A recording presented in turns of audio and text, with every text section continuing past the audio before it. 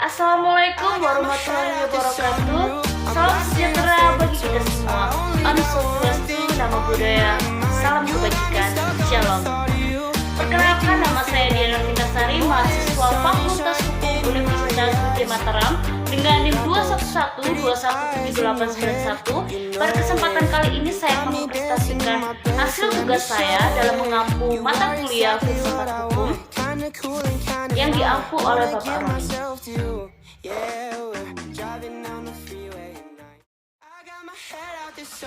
Tata urutan peraturan perundang-undangan dalam perspektif ius constitutum.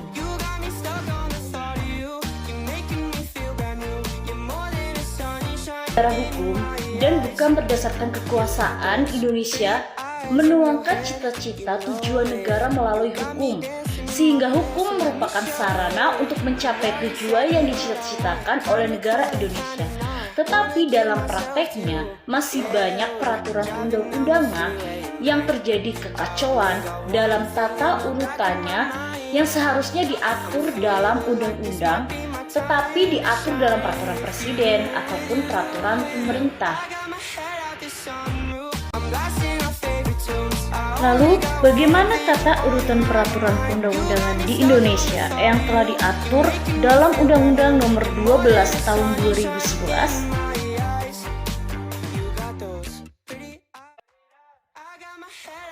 Urutan tertinggi dalam pelaksanaan yaitu ada pada UUD 1945, yang dimana ketentuan tertinggi dalam pelaksanaannya dilakukan dengan ketetapan MPR dan undang-undang.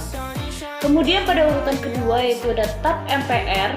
Ketetapan MPR berada pada posisi tertinggi kedua dalam aturan perundang-undangan, suatu bentuk putusan yang dibuat langsung oleh pihak MPR.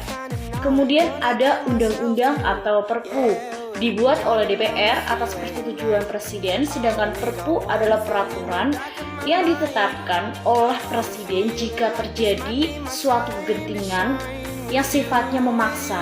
Kemudian ada peraturan pemerintah, berisikan peraturan yang diamanatkan oleh undang-undang guna untuk melaksanakan ketentuan di dalam undang-undang.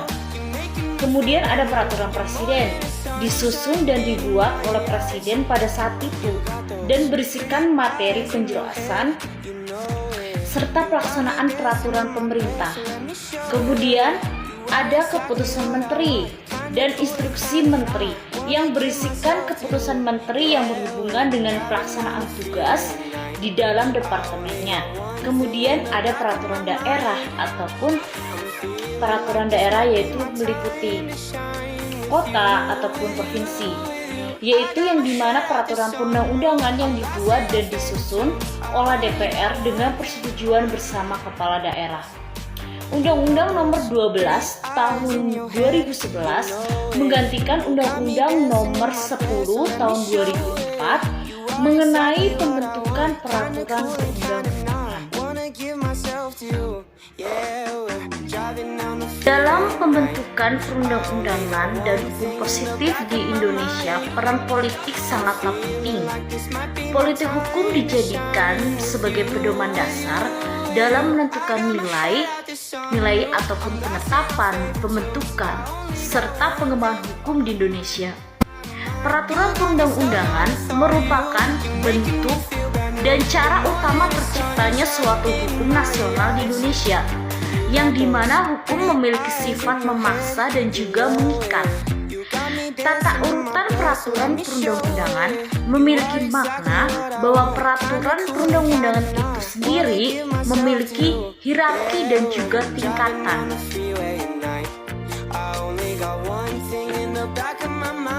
Kesimpulan, produk-produk hukum di Indonesia merupakan produk politik hukum. Maka dengan adanya kepolitikan hukum berperan sangat penting dalam pembentukan perundang-undangan. Hal ini dapat kita lihat dari proses perencanaan, pembentukan, bahkan pengesahan hingga perundangan. Peranan kepolitikan hukum sangatlah penting dalam mencapai tujuan negara.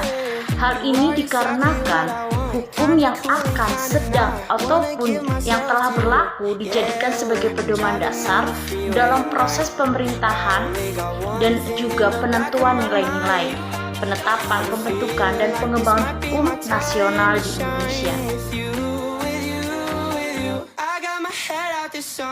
Sekian presentasi yang saya sampaikan. Saya ucapkan terima kasih dan saya mohon maaf atas kekurangan yang saya sampaikan. Wassalamualaikum warahmatullahi wabarakatuh. Shalom, Om Swastiastu, Namo Buddhaya, salam kebajikan. Terima kasih.